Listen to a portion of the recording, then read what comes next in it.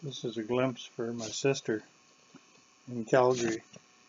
She'll remember a very long time ago giving me these two sculptures and probably thinks they've been long tossed away, but I still have them and love them. And they are from times when I went on these long solo adventures. And solo, yeah, as a shy person trying to get rid of his shyness, trying to make himself stronger by means of pushing himself in some solo direction, which is just the opposite way to really do it. To do it, get rid of your shyness, you got to be out there with other people. Confront your fears instead of going off by yourself and doing something strange, like trying to walk across Canada with a backpack. But anyway, I'm here now. I have done some things and I'm still working on my shyness. And the latest thing I'm doing is these videos. I'm trying to actually, I know that people will be watching these. So if I was really shy, I would not be doing these. And the trick is to get myself to sit here and converse. Just talk naturally, not memorize anything. And the more I do it, the more I am confronting my fears or relaxing with my fears or being comfortable with other people or with the thought of being with other people. The latest thing I've been doing is, as most people know, I'm organizing the open mic, poetry open mic, which involves talking to a lot of people and then getting up every time and introducing the open mic. And when I started out doing that 4 seasons ago, I would read everything from my notes and be standing there just shaking practically, reading these things, and very uncomfortable to say the least. As hard as a board, basically. And then as time got on, I got a little bit more relaxed reading. So then I tried to just have notes of what basically I had to say and then just say them. And that was difficult, and then it's got a little bit easier. And of course the crowd can be 50, 60 people out there usually.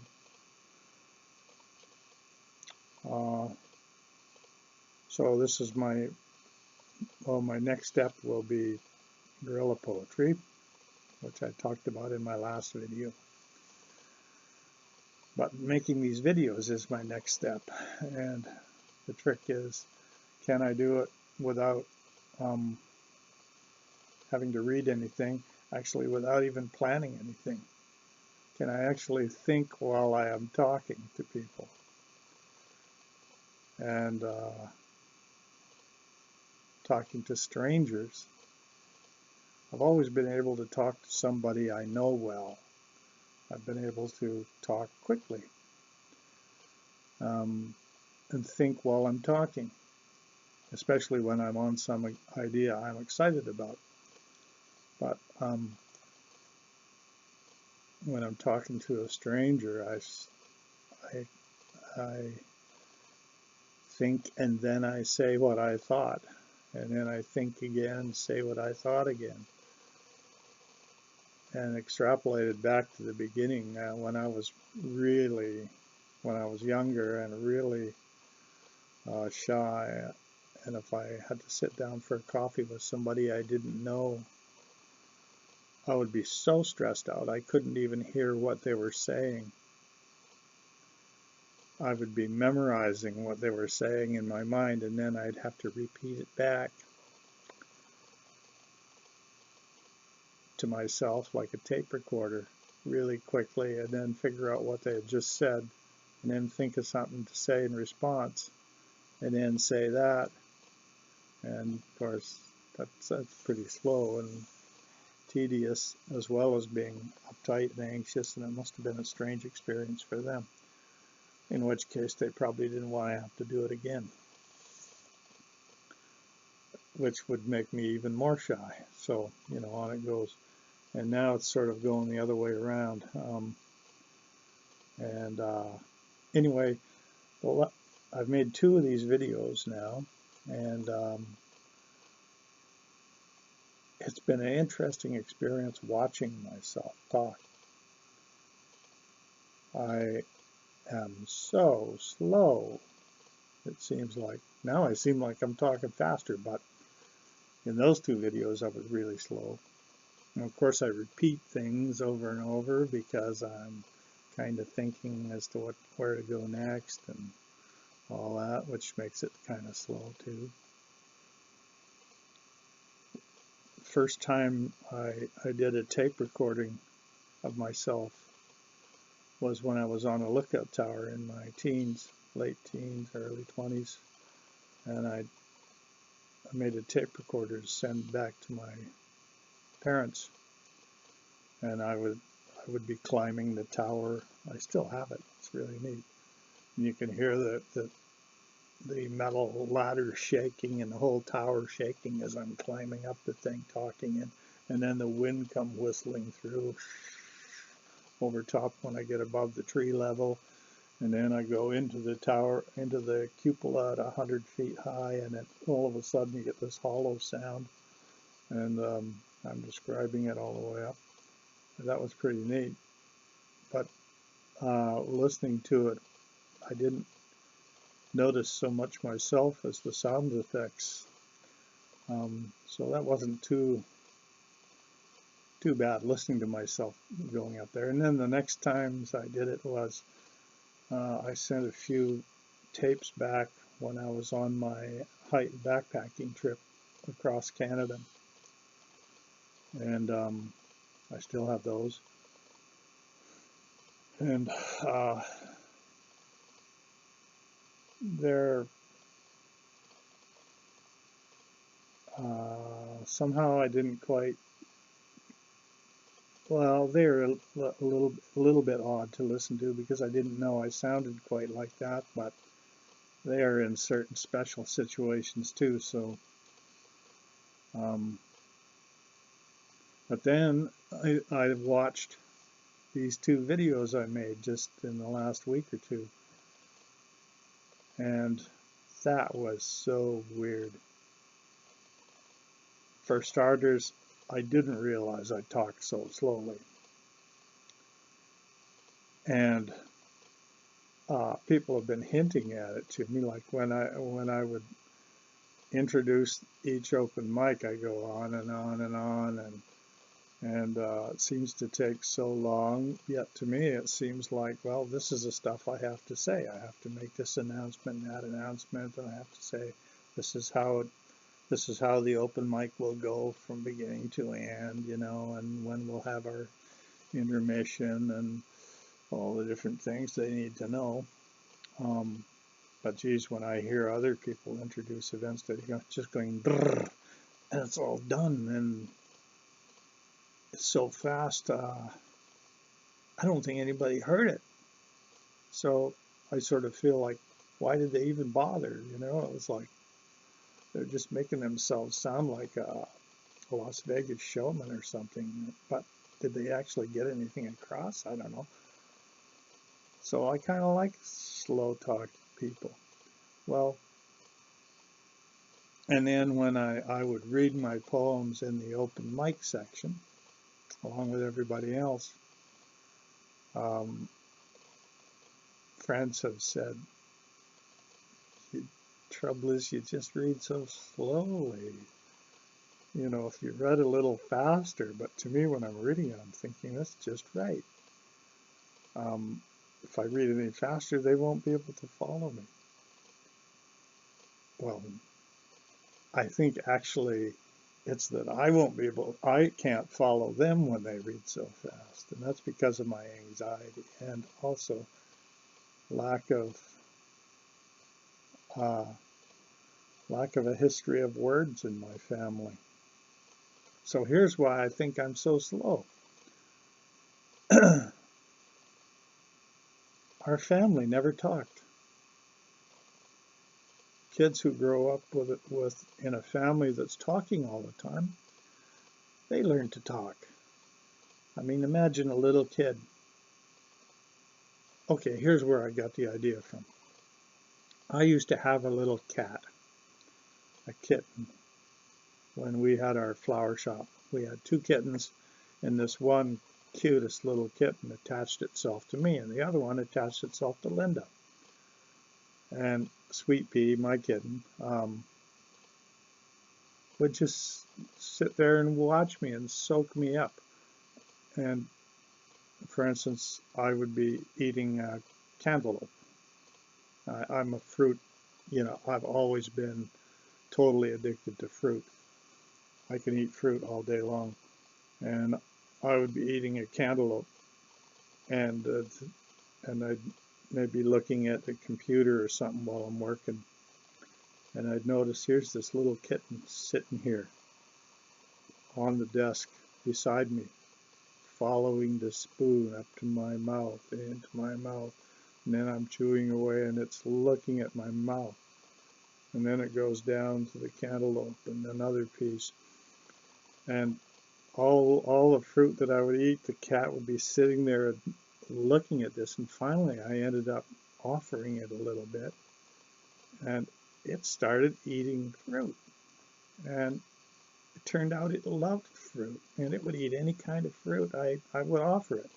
An apple with that rough tongue, it would just lick the surface off the apple. Banana, it would just lick its way right through the banana. Watermelon, it would lap up and lick that hole in it. And any kind of fruit. I didn't try oranges. I'm not sure about oranges, but virtually any kind of fruit, it just loves them. And cats can't live off of fruit. They have to eat cat food. And thankfully it did eat cat food as well as the fruit, but it was addicted to fruit because I love fruit. So I know that a little kid that's not been terribly mistreated, it looks up to whatever parent it thinks is its main parent for training in life, how to be. And my mother and father were both shy. And our family, and my sister and I didn't talk hardly ever. And my mother and father hardly ever talked. I mean, they did occasionally, but not much. I don't remember any conversations ever happening. So when a little kid grows up with looking up me to my father like that, and he never talked, and when he did talk, it was pretty slow. It was slower than I'm talking now. That's what you absorb as the proper mode. And you're programmed. It programs me. I was programmed to talk slowly. So when I try to talk fast, it's kind of like I have this internal pressure in my mind trying to make me slow down. I don't feel comfortable talking fast to other people. It feels like I am doing something wrong. And so when I try to go at my comfortable pace, it's slow, like my dad talked. And Linda, when she saw my dad twice, she met him before he died twice, she said, "My God, you and your dad talk exactly the same. You both have this gentle voice, and we're and now um, when I saw these two videos that I made, I remember the sound of my dad talking. I remember how he talked. I'm looking at myself talking, and yeah, and I can even see some of the ways that he broke off at the end of a word. It just wouldn't quite finish sometimes like that. And so anyway, it's been an interesting experience watching myself, because being a shy person and being alone most of my life, thinking internally, not thinking for others, but just for myself, as shy people do, and doing a lot of thinking because it happens to be my thing. I love to understand things.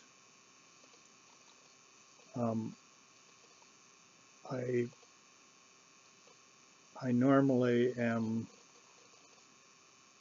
I'm normally inside myself, looking out, and so the image of myself that I have from the inside out isn't this person that I'm looking at right now here on the screen, who is from the outside in. I'm looking at some guy talking to me who is completely different than me, than I always thought I was. And so watching these two videos afterwards, it's like I'm looking at somebody having a conversation with me. Here's me having a conversation with myself. I know that's myself, but I have to watch it 3 or 4 times to actually get the feeling that that is me. And the interesting thing is, the more I watch it, the more me sitting across the table watching me talking, having this conversation. Because I didn't memorize anything, and because I am just conversing, like as if we're having a conversation, this is actually me here. So then when I watch it, I actually see me. I see the real me as other people see me, and as I seem to be on the outside. But I never see, because I'm always on the inside. So the more I watch it, the more the two, me on the inside, me on the outside, are getting closer and closer and closer and closer, coming together. And pretty soon, we're gonna be one.